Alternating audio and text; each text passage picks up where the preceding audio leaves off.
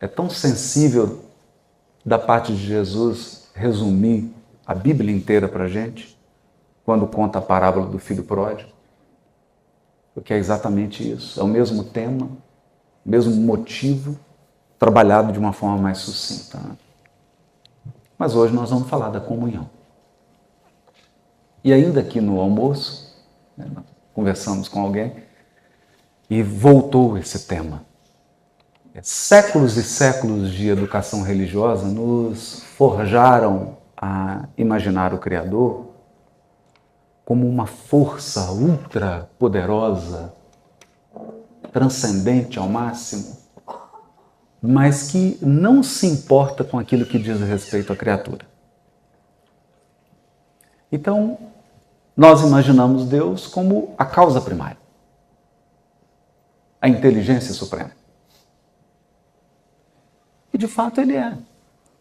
Não há nada de inverídico nisso. Essa é a mais pura verdade. Deus é a causa primária de todas as coisas.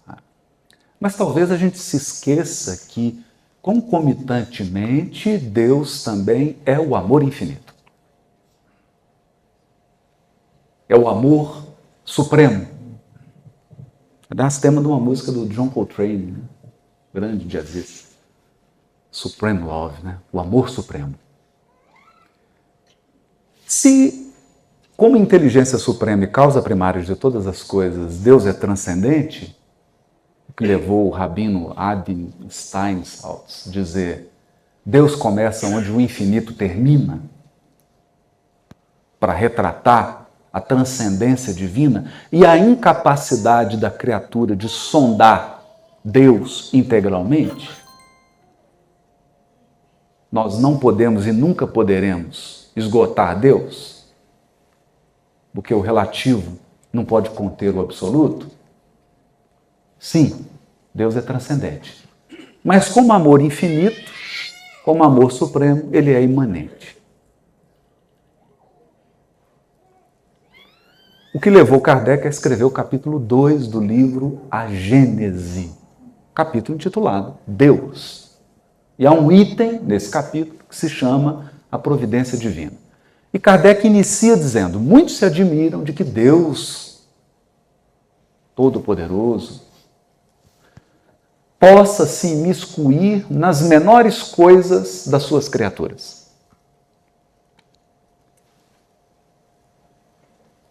E a gente se espanta com isso. E esse raciocínio pode parecer muito lógico, mas é um raciocínio de quem não foi mãe, que não conhece a paternidade e a maternidade. E qual mãe não quer saber da vida do filho?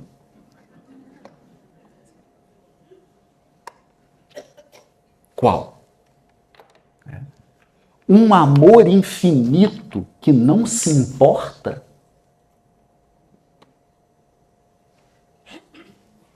Um amor infinito que não se implica? Um amor infinito que não participa? Ora, então alguém vai ter que me explicar o que é amar.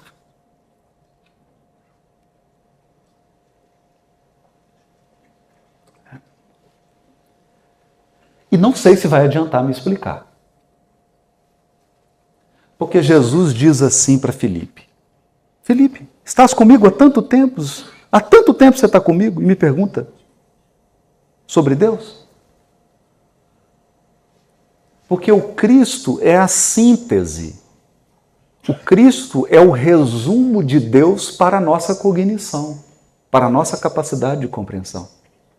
Nós não temos condições de entender a infinitude do Criador. Então Jesus fez uma síntese, um resumo. Ele é o que Deus é para a nossa compreensão. Alguém aqui já leu? Pode ser que eu não tenha lido. Vou pedir para os colegas expositores me ajudarem. Tem alguma passagem do Evangelho em que Jesus tenha permanecido indiferente a qualquer outra criatura?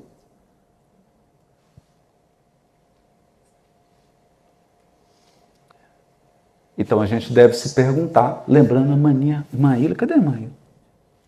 Cadê a Maninha?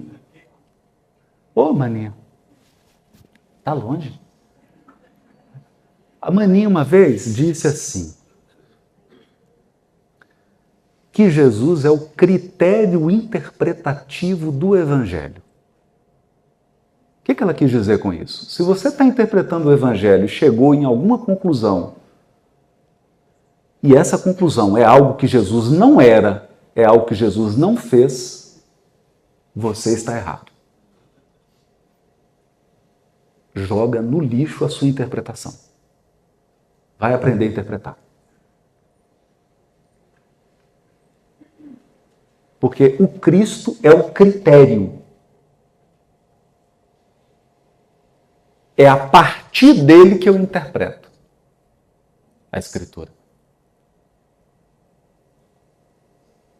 É a partir dele.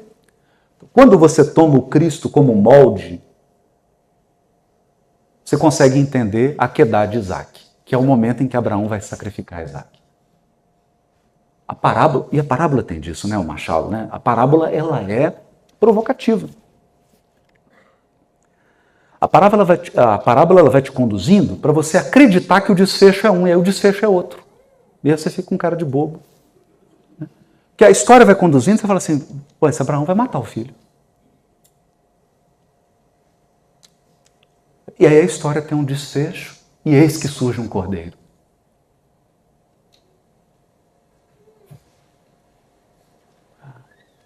Então um Deus que não se importa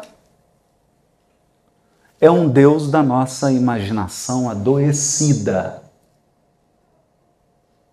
da nossa falsa religiosidade.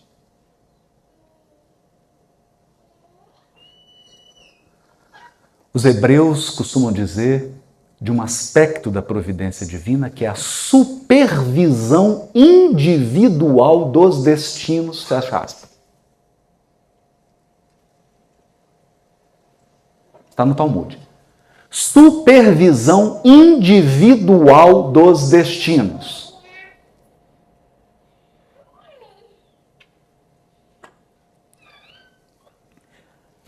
E isso, é claro,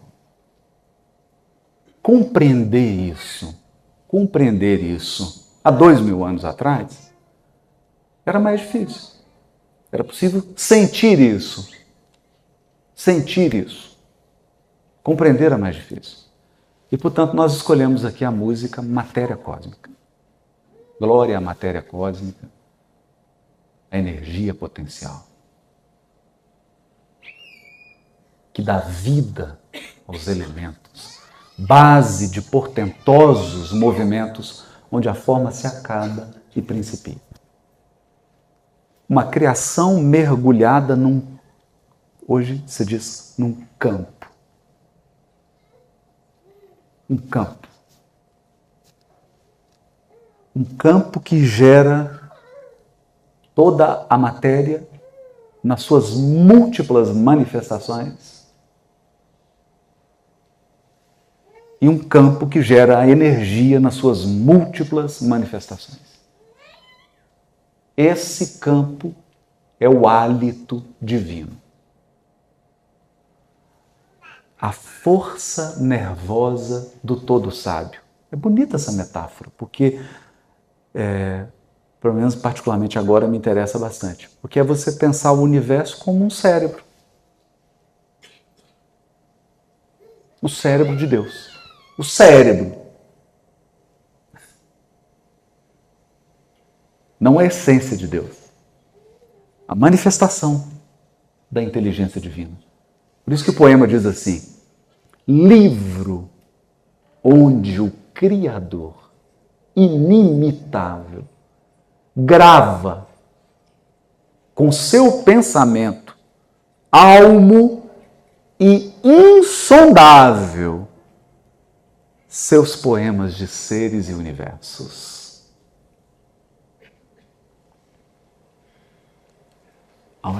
É o livro divino, muito maior do que a Bíblia. Porque a Bíblia é um livro dos homens sobre a experiência deles com o divino. Não confunda. A Bíblia é o livro dos seres humanos contando a experiência deles, seres humanos, com o divino. O fluido cósmico é o livro divino, do próprio Deus, onde ele grava a história dos destinos, dos seus feitos de amor no amor imersos. Porque o amor de Deus circula pelo fluido cósmico, estamos, portanto, imersos no amor divino.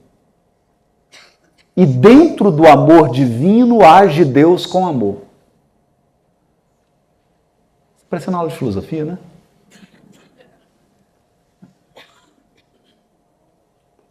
Nós ampliamos. Então, André Luiz vai dizer assim: fluidos, evolução em dois mundos. O pensamento, veja, o pensamento, substantivo. Eu não estou falando do verbo pensar. Quem pensa é o espírito. O espírito pensa. Verbo. O pensamento substantivo, diz André Luiz, é matéria.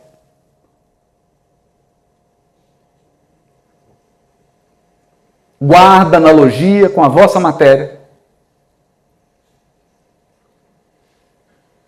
e respeita as leis da mecânica quântica. Portanto, tem partículas, núcleo, carga, positiva e negativa, orbitais, níveis de energia, quantização da energia, as mesmas leis. O pensamento é matéria. Se é matéria, ele é modificação, uma das infinitas modificações do fluido cósmico, questão 27. Então, você acha que está pensando fora de Deus? Não. Você pensa com o fluido cósmico. Pensar é agitar uma lagoa, um lago. Esse lago chama matéria mental. Essa matéria mental é derivação do fluido cósmico. Pensar é agitar o fluido cósmico. Nesse elemento primordial vibram e vivem constelações e seres, como peixes no oceano.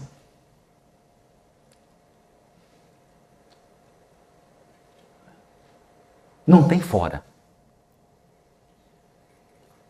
Não tem fora. E essa é a grande beleza. Fugir de Deus. Para onde? Eu me lembro de uma tira, do Tiririca. Tiririca. Dizia assim: tentei fugir de mim, mas onde eu ia, eu estava.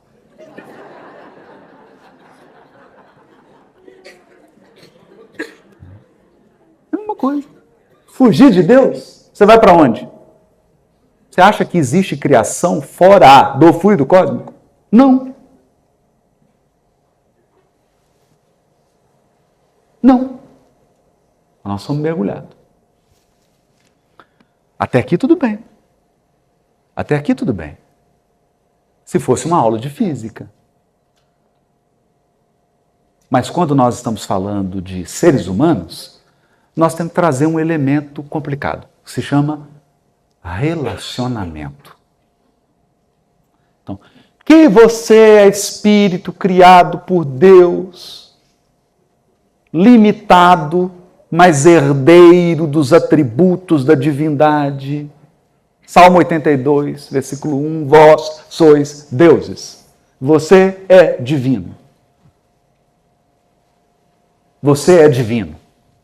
Quer você goste, quer você não goste, quer você aceite, quer você não aceite, você é divino. Como nós dissemos ontem, de perto ninguém é normal. Mais de perto ainda, todos somos divinos. Também o Espírito traz o gene da divindade. Estamos em Deus, quanto Deus está em nós. Então aqui nós temos Um aspecto curiosíssimo, porque nós e toda a criação estamos mergulhados no hálito divino, na força nervosa do todo sábio, mas o Criador está em nós por conta do gene da divindade. Você é constituído, a sua constituição, o seu gene, a sua genética é divina.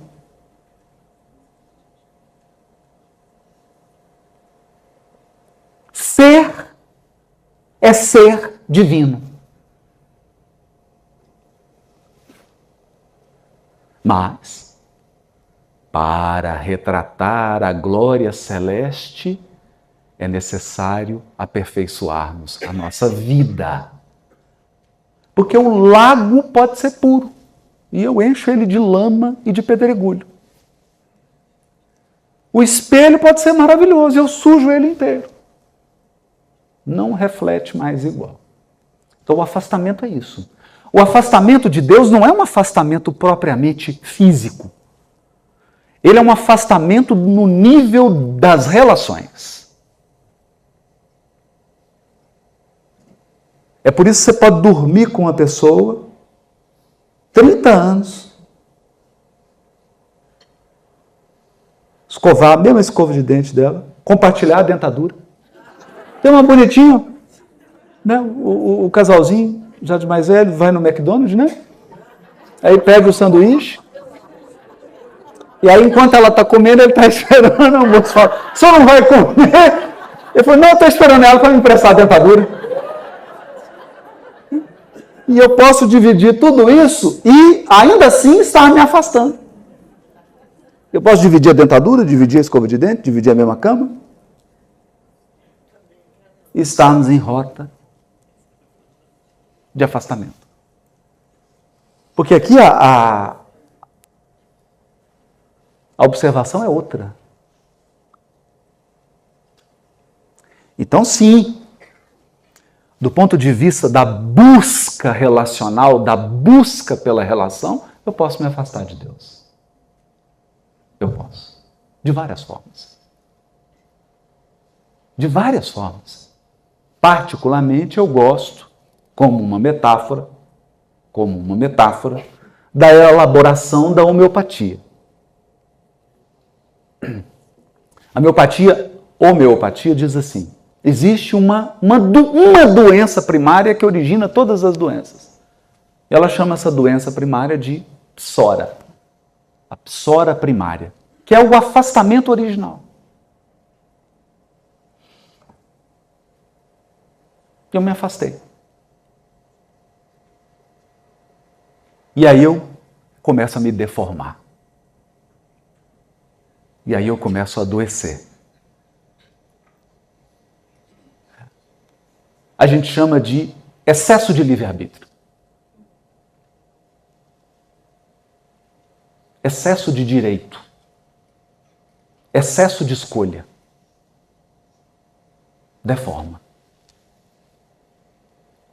Deforma. Ou nós podemos pensar como Paulo, questão 1009 de O Livro dos Espíritos, uma mensagem de Paulo. O apóstolo.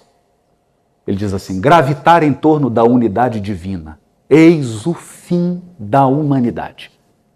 Gravitar em torno da unidade divina. Para tanto, 3 coisas são necessárias. O amor, a justiça e a ciência. Não é ciência de academia, não. Ciência no sentido de amor, sabedoria e justiça. Pensar, sentir, agir. Amor é sentir. É o supremo do sentimento.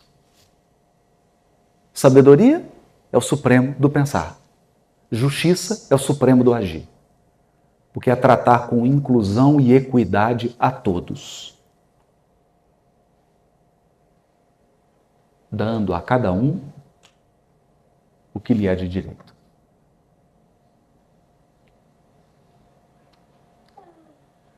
Mas, prossegue Paulo, que é o culpado? Aquele que por um falso movimento da alma por um falso movimento da alma, deixa de gravitar à unidade divina. Esse é o mal. A partir desse momento, é necessária uma soma de dores a fim de fazê-lo desgostar da sua deformidade. Desgostar. Eu me torno desforme e gosto. Como é que pode ser isso? Gente, isso é letra de música. Você não vale nada, mas eu gosto de você. Não conhece isso? É necessária uma soma de dores para desgostá-lo da sua deformidade. Esse é um tema importantíssimo, porque Adão e Eva, na parábola da criação, Adão e Eva se deformaram. Criados à imagem e semelhança do Criador, eles deformaram. Degeneraram. E aí surge né, maninha? O grande tema bíblico. O grande tema bíblico. A regeneração.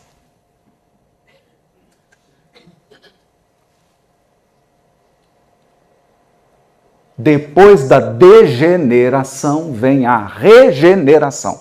A nova era, a nova Jerusalém. O novo céu, os novos céus e a nova terra. A nova criatura. O novo Adão. Todos os temas de Paulo. É belíssimo isso. Nessa. É belíssimo. Esse é um fio condutor.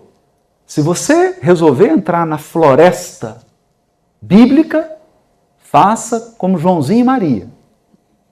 Leve esse fio que você não se perde. Esse fiozinho condutor. Toda a Bíblia é a história da volta, do regresso, da busca pela comunhão. E é por isso que a gente pediu Zé Henrique, Júnior, Cacá, repetirem essa coisa maravilhosa desse poema, né? Agora, homem que sou, pelo foro divino, pelo direito divino, pela justiça divina, vivo de corpo em corpo, a forjar o destino que me leve a transpor o clarão das estrelas. A comunhão. Quando alguém me pergunta assim, eu estou começando agora na doutrina espírita, eu queria estudar, por onde que eu começo? Pelo fim. Começa pelo fim. Começa estudando a primeira ordem da escala espírita e os mundos celestes. Mas tem pouca coisa, eu sei, é pouco. É pouco, mas o pouco com Deus é muito. Começa pelo pouco. Os espíritos puros, 112. Questão 112. Os espíritos dessa ordem percorreram todos os graus da escala espírita. É isso aqui. Guardei por muito tempo a expressão dos gorilas, pondo mais fé nas mãos. Você é capaz, você pode. Tem que pôr fé nas suas mãos, pondo mais fé nas mãos e mais luz nas pupilas, a lutar e chorar, para então compreendê-las. Compreender as pupilas. Compreender os instrumentos que você usa para acender.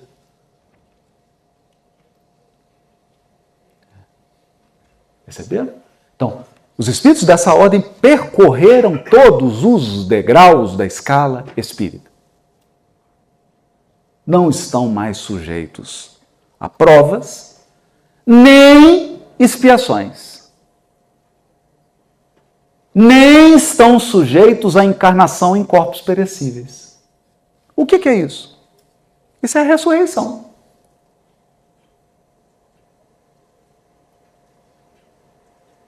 Chegou. Chegou. Olha isso. Não estão mais sujeitos à encarnação em corpos perecíveis e realizam a vida eterna no seio de Deus.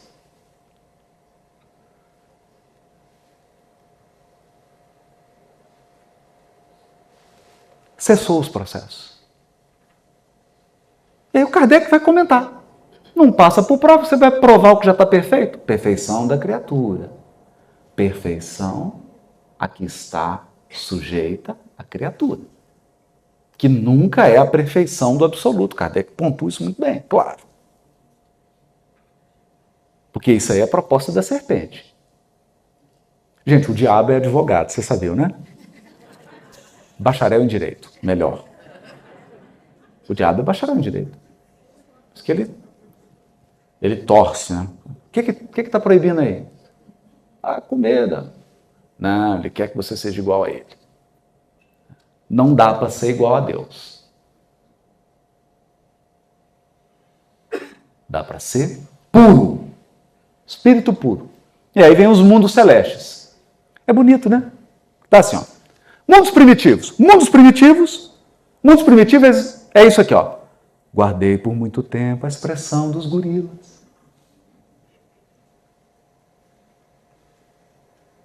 É isso. Mundo primitivo não tem ainda criatura com razão humana. Não há humanidade. Pondo mais fé nas mãos e mais luz nas pupilas, a lutar e chorar. Tem gente que acha que evolução no mundo animal é só alegria. Aí não vê o cachorrinho com câncer.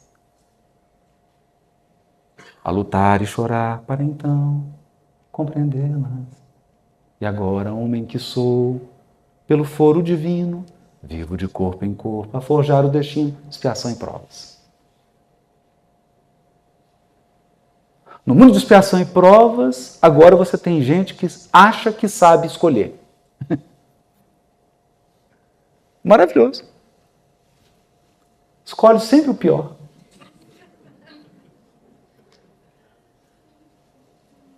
É maravilhoso. E é tão curioso, porque, veja, há uma inversão lógica no nosso pensamento. A gente acha assim, olha, mas eu virar espírito puro, eu vou escolher o quê? Você vai escolher entre o infinito. Você já imaginou ir num self-service que tem infinitos pratos? Aí, o que o espírito faz? Ele faz o seguinte, eu pego um Uber para sair do Sion e vim para cá. Ele pega um Uber para ir para outra galáxia. Sem graça, né? Gente, limitados somos nós. A coisa mais limitada que existe é o mal. É um trem limitado. É prato feito. É prato feito. Matar, roubar, agredir, é um número limitado de ações.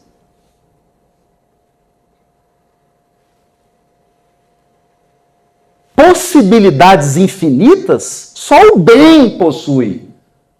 O mal tem possibilidades limitadíssimas. É sempre a mesma, é enfadonho. O mal é um negócio enfadonho. Enfadonho. Não tem variação nenhuma. Nenhuma.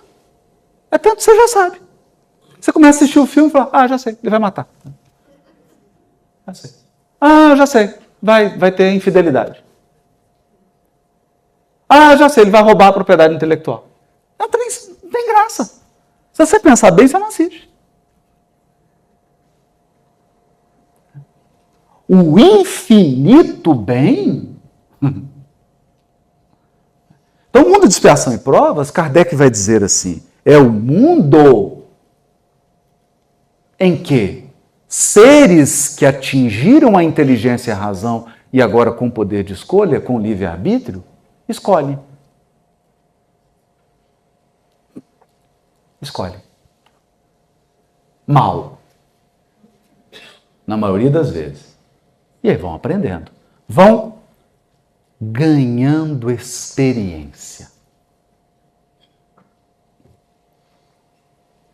Kardec tem um texto belíssimo, belíssimo, tá?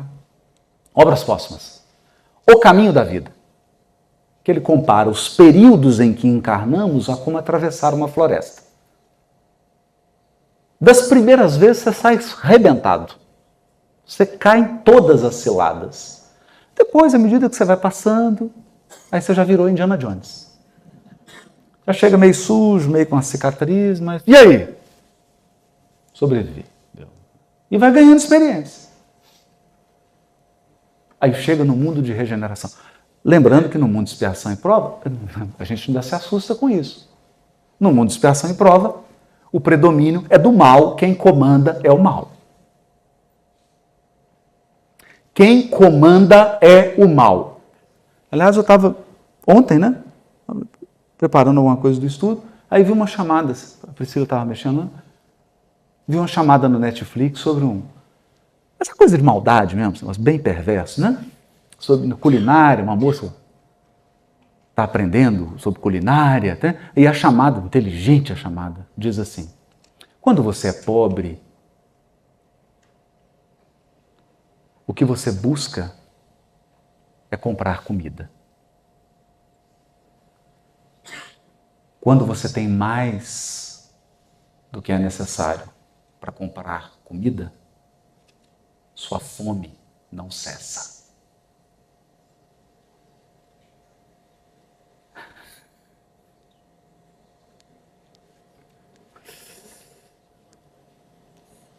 Sua fome não cessa. Atendidas as necessidades do corpo,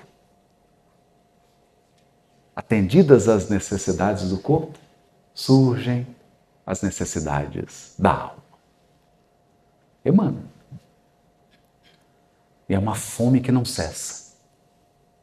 É um vazio que não se preenche. Por isso que o mal domina. E o mal é bacharel em direito. Mestrado, doutorado e PhD. Não discuta com o diabo. Você vai perder. Por isso, quando Jesus foi tentado no deserto, ficou em silêncio. E quando ele conversou, foi só no final, e ele não conversou, ele só citou o versículo bíblico. Não converse com o diabo, você vai perder.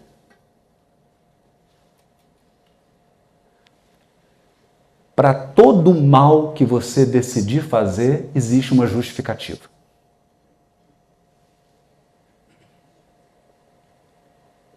Para todo mal que você desejar, você deseja fazer o mal. Primeiro você deseja, depois você para justificar. Qual é a justificativa que eu vou dar aqui para fazer isso?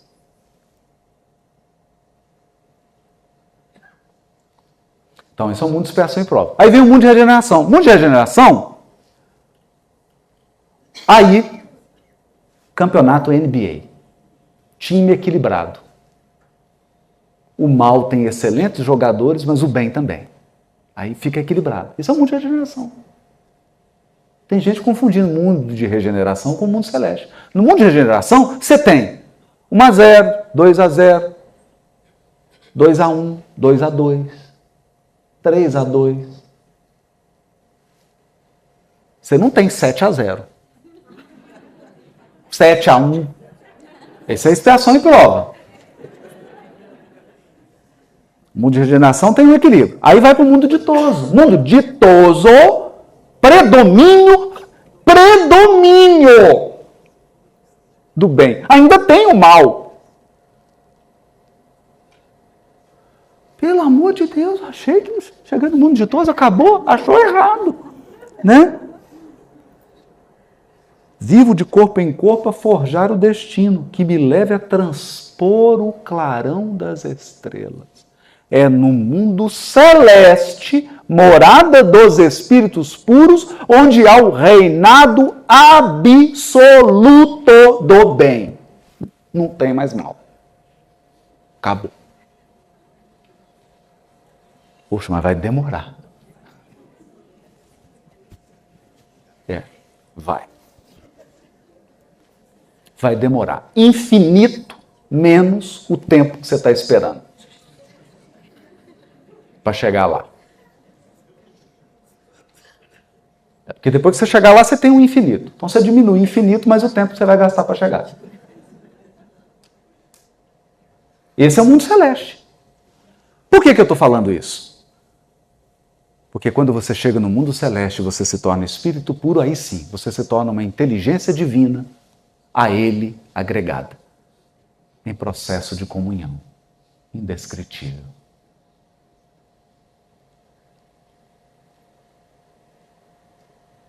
Indescritível. Então vou dar uma ideia. O que eu sei de mundo celeste? Nada. Nada. Na live dessa semana a pessoa perguntou assim, como é que eu faço para identificar um espírito puro? Se tornando um. Porque você só pode avaliar quem está igual a você ou para baixo. Para cima não tem jeito. Em termos de evolução não tem como. Você não tem elemento para avaliar. Para avaliar o nível de evolução do Dr. Bezerra de Menezes, você tem que ser superior a ele. Se você estiver abaixo dele, você não avalia. Não tem como, você não tem parâmetro. Então eu não sei nada sobre o mundo celeste, mas desconfio de muita coisa. Desconfio de muita coisa. O que eu desconfio? No mundo celeste, Einstein é uma criança com dificuldade de aprendizagem.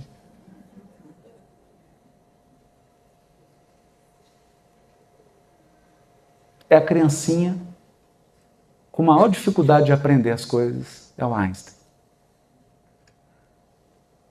Madre Teresa de Calcutá é uma mocinha com dificuldade de relacionamento. Por quê? Porque agora ela está convivendo com anjos.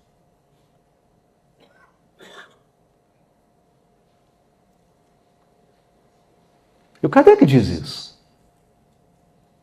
Está lá. 112.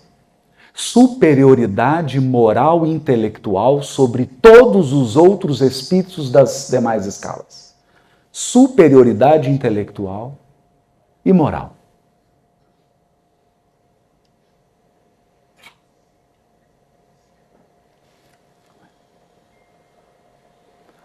E aí nós temos que, eu tenho que concordar com Milor Fernandes. Milor Fernandes diz assim, a prova de que existe inteligência fora da Terra é o fato de que eles ainda não se comunicaram conosco.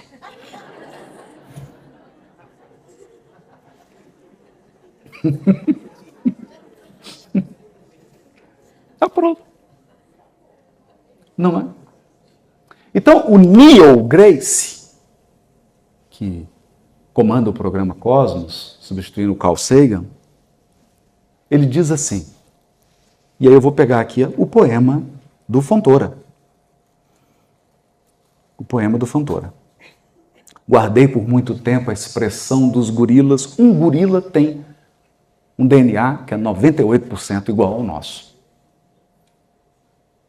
2%. Por causa de 2%, você não guarda mais a expressão dos gorilas.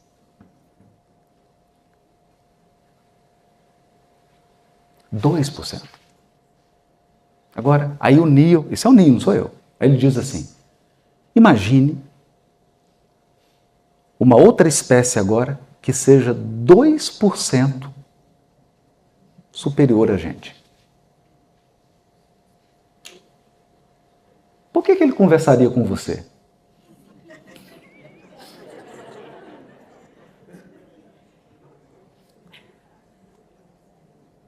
Por quê?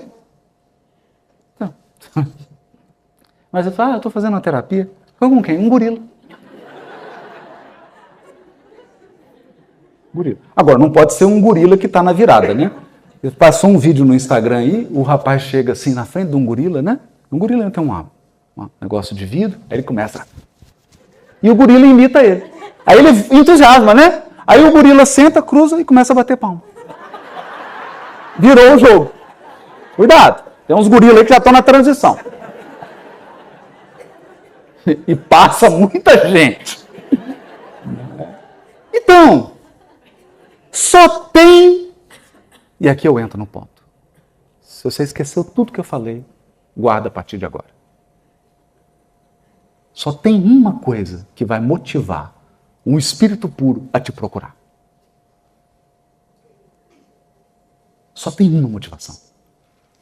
Amor.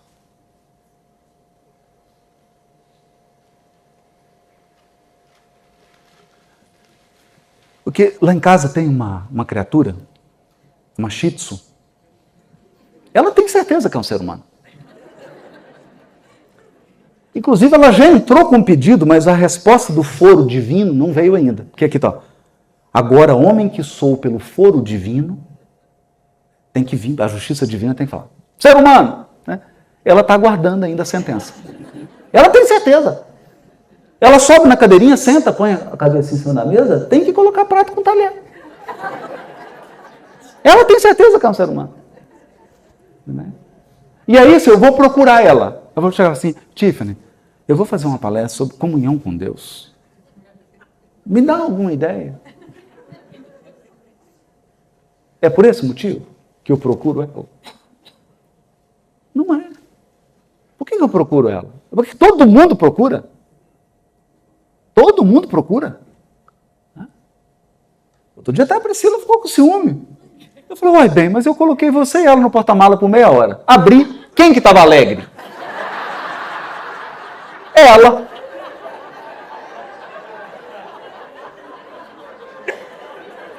Né? Amor. Essa única... Por isso, olha, o que eu estou falando aqui agora, eu vou dar a referência. Eu só não dei antes, porque é para a gente raciocinar primeiro. Paulo diz assim, o amor é o vínculo da perfeição. O amor é o vínculo da perfeição. Se não fosse o amor, não tinha liga. Você nunca ia ver um espírito puro, até chegar lá. Você nunca ia ver. Nunca, nenhum deles ia te procurar. Mas a cola do universo é o amor, não é o intelecto. Porque ele não tem nada a aprender com você. Nada, nada, nada, nada.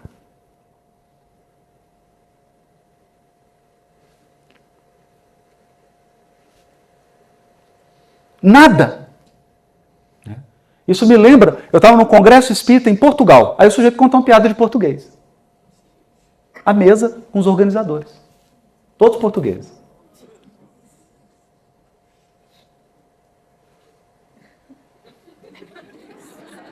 Esse é o ser dotado de razão.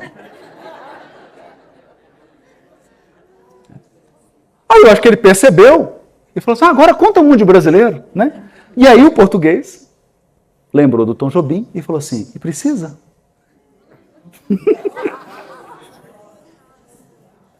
E precisa? Não. Então, essa seria uma discussão entre nós e um anjo.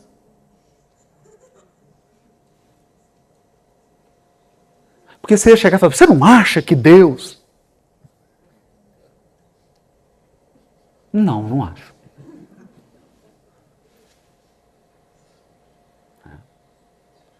Mas o amor é o vínculo da perfeição. É o amor que liga todas as escalas. E é o amor que liga o Supremo, o Todo-Poderoso, a nós. E aí, belíssimo, né? Não tem como não citar. Deus ama o verme da mesma maneira que o anjo que o representa junto ao verme. Porque para Deus não tem vermes nem anjos. Só tem degraus diferentes. Vamos apagar isso. Comunhão com Deus é algo da esfera do relacionamento. não do intelecto.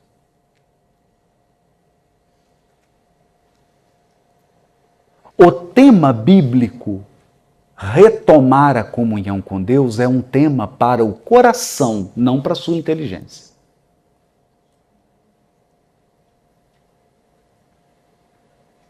Porque é o amor o vínculo da perfeição. É o amor. E quando nós entendemos isso, nós vamos entender algo que eu vou trazer aqui agora, para fechar essa reflexão. Maria Dolores. O poema dela é para falar de comunhão. Então, na comunhão,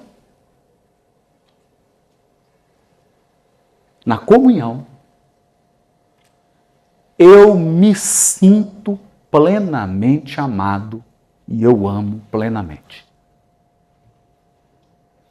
Isso é comunhão.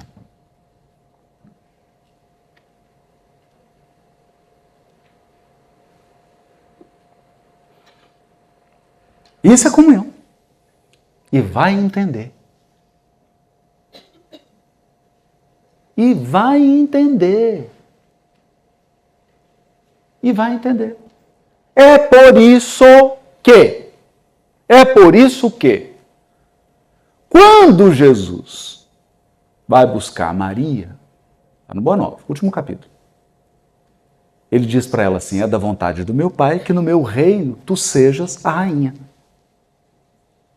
Porque não tem reino de Deus se não tiver alguém representando o amor materno. Não tem. Né? Porque todo mundo fala do Hitler, ninguém fala da mãe dele. Ele tem mãe. Tem mãe, tem. Tem mãe. Tem vó.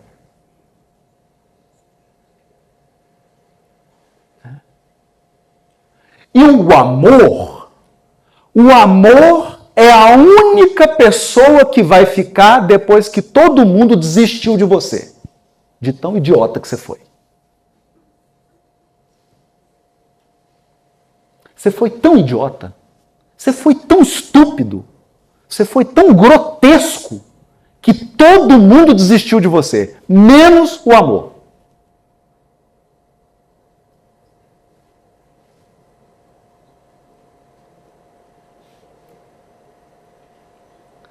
Como diz o João? O João falou assim, então o amor é superior aos boletos, porque os boletos sempre vencem. O amor é superior aos boletos. Ele vence mais ainda.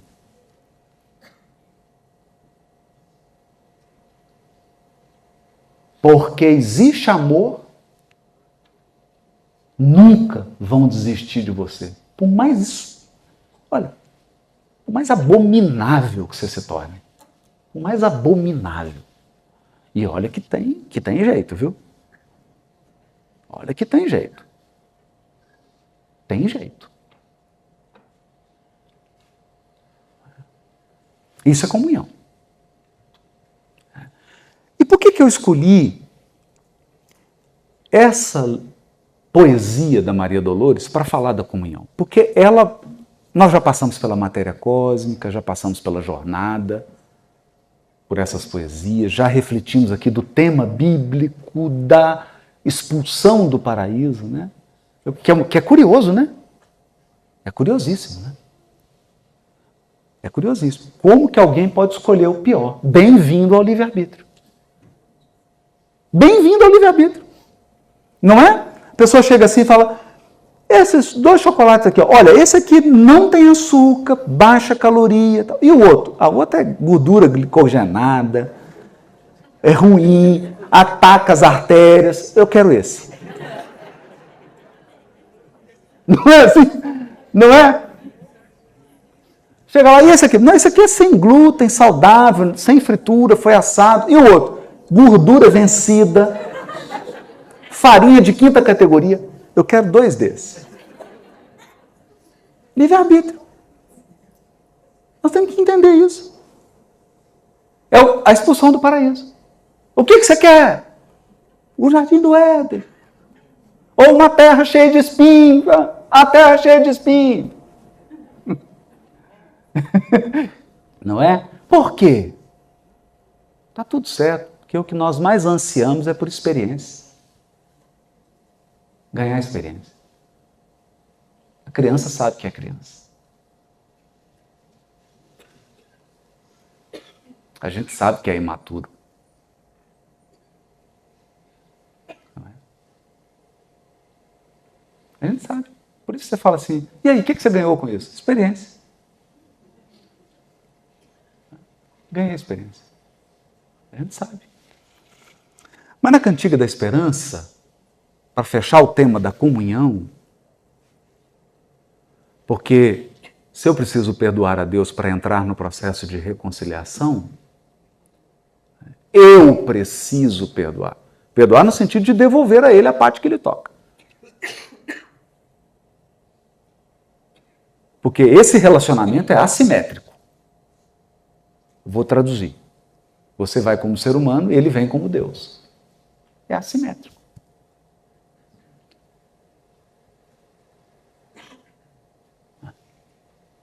Então eu preciso devolver a ele a parte que ele toca.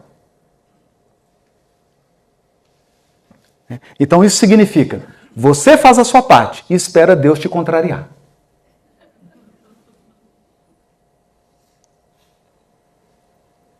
Você faz tudo o que você podia e espera Deus desfazer tudo. Porque tudo que você podia era o pior a ser feito. Gente, nós vamos entender isso. Eu acho que nós estamos vivendo um tempo. Nós estamos vivendo um tempo do... Porque é igual mola, né? Então a gente saiu do paraíso e agora nós estamos lá no topo do afastamento. Vai ter que voltar. Nós somos no limite. No limite. É por isso que vivemos no tempo da estupidez e da barbaridade.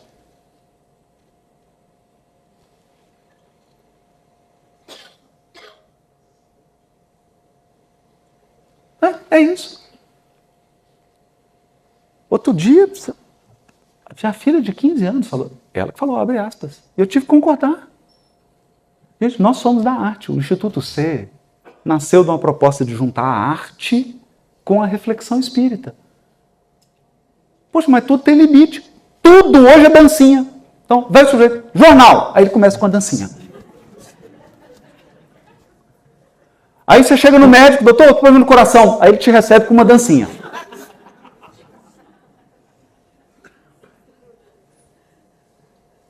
É o mundo da dancinha. O mundo da curtida, do like. Então nós chegamos no auge do distanciamento.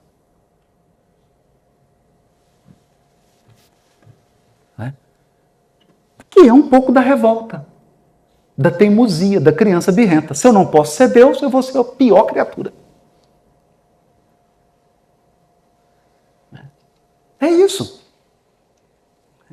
Então é importante a gente trazer essa poema aqui que diz assim, Maria Dolores, Cantiga da Esperança. Alma querida, por mais que o mundo te atormente, olha isso, atormente, o mundo vai te atormentar. A fé simples e boa, por mais te lance gelo na alma crente, na sombra que a traiçoa, alma sincera, escuta. Sofre, tolera, aprende, aperfeiçoa. Olha, sofre. Tem que dizer isso, gente. Nós temos que começar a dizer isso. A pessoa chega e fala assim, o que eu estou precisando? Sofrimento.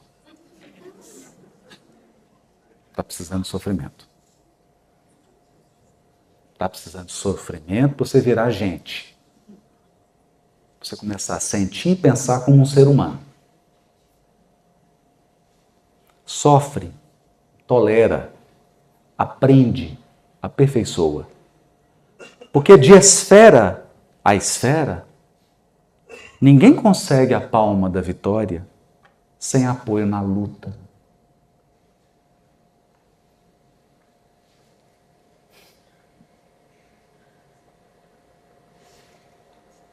Espera.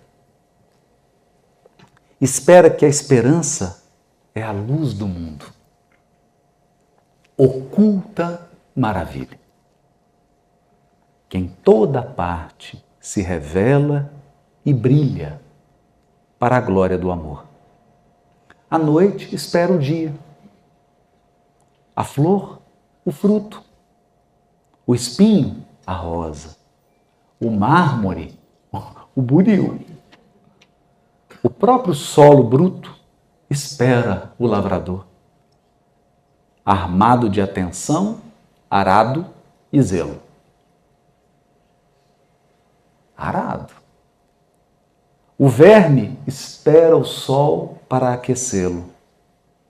A fonte amiga que se desentranha do coração de pedra da montanha, enquanto serve, passa e se incorpora aos encargos do rio que a devora. Olha isso.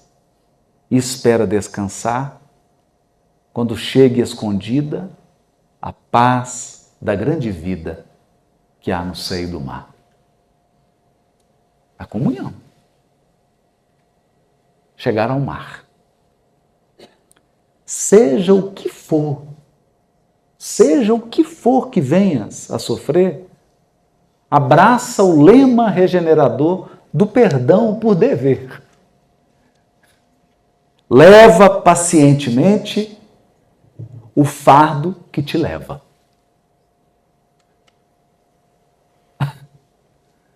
Você está achando que está levando o fardo, mas é ele que está te levando. Leva pacientemente o fardo que te leva, entre o rugir do vento e o praguejar da treva. Abençoa em caminho os açoites da angústia em torvo redemoinho. Onde passas, coração, segue sem parar. Onde passas, segue sem parar. Amando, restaurando, redimindo. Amando, restaurando, redimindo. Edificando, em suma. Não te revoltes contra coisa alguma.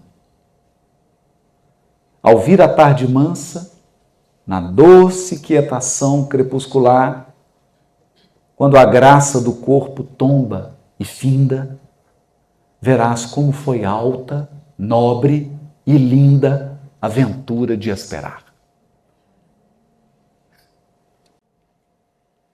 E enquanto a noite avança, para dar-te as visões de uma alvorada nova, nas asas da esperança, bendirás a amargura, a dor e a prova. Olha isso. Bendirás a amargura, a dor e a prova. Agradecendo à terra a bênção de entendê-las. Subirás para o ninho da luz nas estâncias da paz. A luz tem um ninho. E esse ninho é muito alto. Nas instâncias da paz, que te aguarda, tecido em radiações de estrelas. Lembra a poesia aqui? Né? O sol, o clarão das estrelas. Né? Na poesia anterior. Tecida em radiações de estrelas. Porque espírito puro, gente, fica viajando nas estrelas. É um Star Trek celestial. Então compreenderás que que além do mais além, pensa no além, mais, além do mais além, no coração da altura, Deus trabalha, Deus sonha, Deus procura, Deus espera também. Então, se você imaginou que que lá na altura das alturas, ia ter um sistema de computador com ar-condicionado, se você achou que Deus é uma inteligência fria, que fica na altura da altura da altura dirigindo, se enganou. Na altura das alturas existe um coração. Um coração divino, o maior de todos. O amor celeste. O amor infinito. Ou como diz John Coltrane, o supremo amor.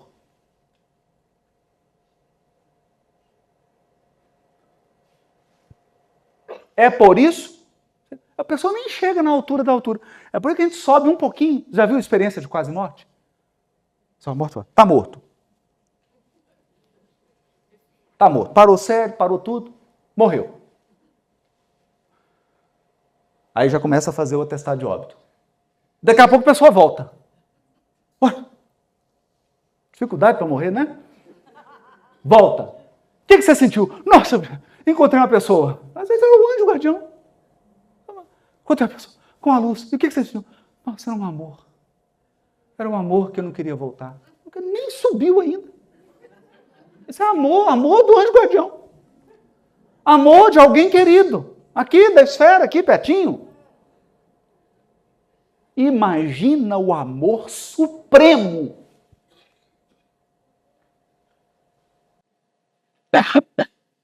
Então, eu gosto disso aqui porque diz, além do mais além, no coração da altura. Coração da altura.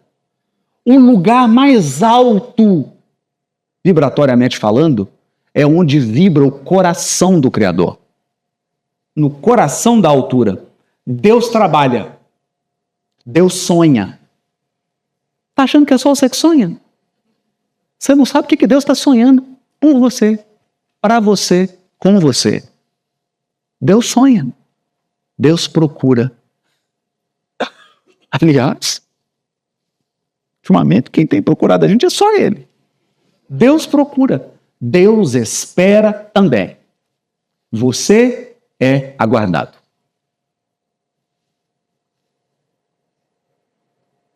Você só não é violentado. Porque ninguém vai te colocar numas bodas que você não queira participar.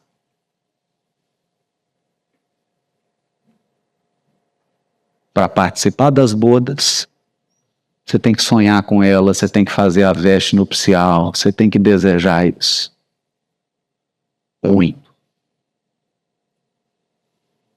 Muito. No coração da altura, Deus nos espera. Eu não tenho, por hora, outra forma de compreender comunhão com Deus.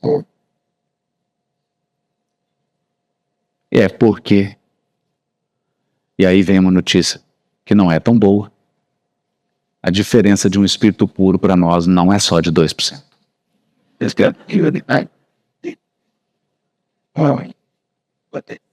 Nós somos esperados, a comunhão nos aguarda. E eu termino com a frase de Emmanuel, em que ele diz assim: nós estamos sendo preparados para participar dos poderes da criação. Participar dos poderes da criação. Bem, é muita coisa.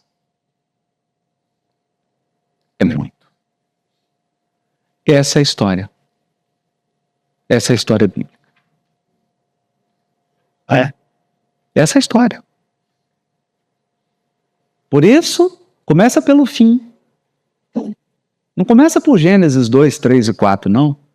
Porque lá você vai ver serpente, irmão matando irmão. Começa pelo fim, a Jerusalém que desceu do alto. Começa pelo final. Os mundos celestes. As instâncias de paz no coração da altura. As inteligências divinas agregadas a Deus em processo de comunhão indescritível. Começa por lá. Senão, nada faz sentido. Nada faz sentido. E para não deixar o Júlio chateado, com dificuldade de me perdoar, vou citar a mensagem que ele mandou. O Gustavo, o menino também já leram aqui, né? Mas tem que, senão dá problema. Vinha de luz, eu vou ler tudo. Somos de Deus. Nós somos de Deus. Primeira carta a João, capítulo 4, versículo 6. Não nos é fácil desvencilharmos dos laços que nos imantam aos círculos menos elevados da vida, aos quais ainda pertencemos. Apesar de nossa origem divina, 1000 obstáculos nos prendem à ideia de separação da paternidade celeste. Cega-nos o orgulho para a universalidade da vida. A vida é universal. A vida não é um espelho de você. O egoísmo encarcera-nos o coração, que a gente só consegue amar de verdade a gente. A vaidade ergue-nos falso trono de favoritismo indébito, buscando afastar-nos da realidade. A ambição inferior precipita-nos em abismos de fantasia destruidora.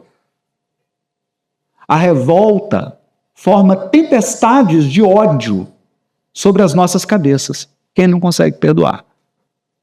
A ansiedade fere-nos o ser e julgamos nesses velhos conflitos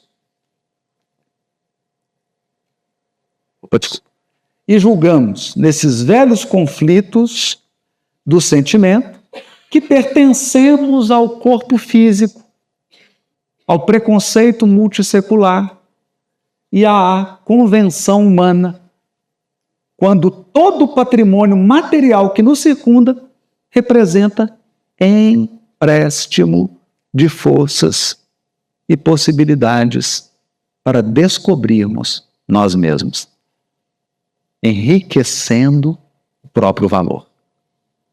Na maioria das vezes, demoramos-nos no sombrio cárcere da separação, distraídos, enganados, cegos.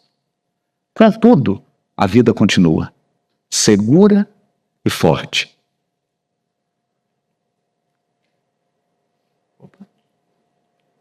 Veja aqui para a vida.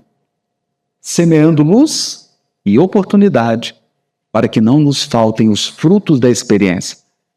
Pouco a pouco, o trabalho e a dor. O trabalho e a dor. A enfermidade e a morte compelem-nos a reconsiderar os caminhos percorridos, impelindo-nos a mente para as zonas mais altas.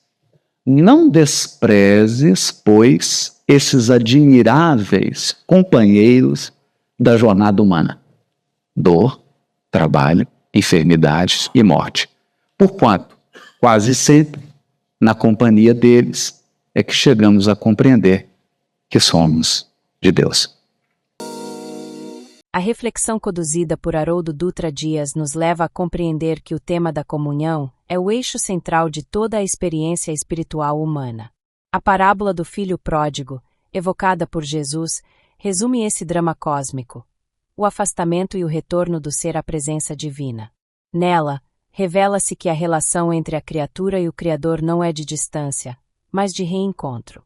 Deus não é uma força indiferente que governa de longe, mas amor infinito que se manifesta em tudo o que vive e vibra no universo.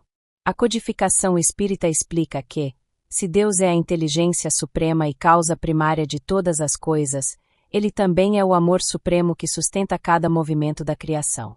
O fluido cósmico universal, hálito divino que penetra todas as coisas, é o campo em que o pensamento e o sentimento de Deus circulam incessantemente, sustentando mundos, almas e destinos.